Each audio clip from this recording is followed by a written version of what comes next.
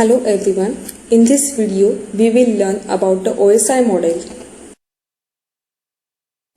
What is the OSI model? The Open System Interconnection OSI model describes 7 layers that computer system use to communicate over a network. It was the first standard model for network communications, adopted by all major computer and telecommunications companies in the early 1980s. The modern internet is not based on OSI, but on the simpler TCP/IP model. However, the OSI 7-layer model is still widely used as it helps visualize and communicate how networks operate and helps isolate and troubleshoot networking problems. OSI was introduced in 1983 by representatives of the major computer and telecom companies and was adopted by ISO as an international standard in 1984. OSI layers consist the physical layer, data link layer, network layer, transport layer, session layer, presentation layer and the application layer. This is the architecture of OSI model. The physical layer.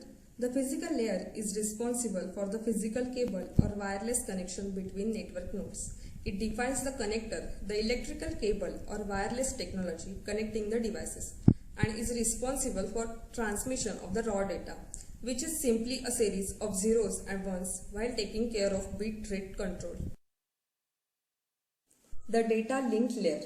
The data link layer establishes and terminates the connection between two physically connected nodes on a network. It breaks up packets into frames and sends them from a source to destination. This layer is composed of two parts: logically linked control, which identifies network protocols, performs error checking and synchronizes frames, and media access control, which uses MAC address to connect devices and define permissions to transmit and receive data. The network layer. The network layer has two main functions. One is breaking up segments into network packets and reassembling the packets on the receiving end. The other is routing packets by discovering the best path across a physical network. The network layer uses network address to route packets to a destination node. The transport layer. The transport layer takes data transferred in the session layer and breaks it into segments on the transmitting end.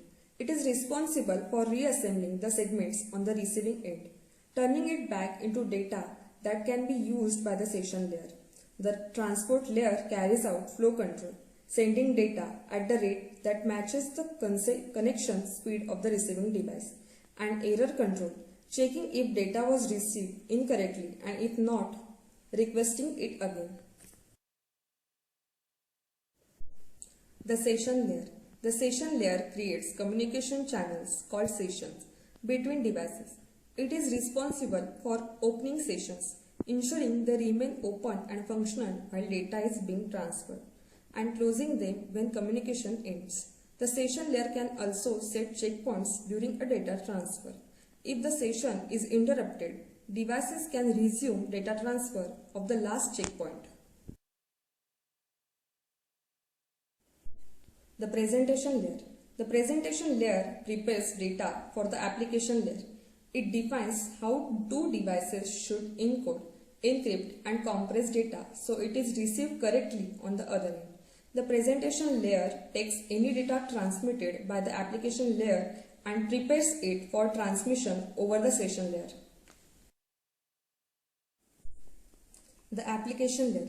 The application layer is used by end-user software such as web browsers and email clients. It provides protocol that allows software to send and receive information and present meaningful data to users. A few examples of application layer protocols are the Hypertext Transfer Protocol, that is the HTTP protocol. Second, File Transfer Protocol, that is FTP protocol. Third, Post Office Protocol, that is POP. Fourth, Simple Mail Transfer Protocol, that is SMTP. And the last, Domain Name System, that is DNS.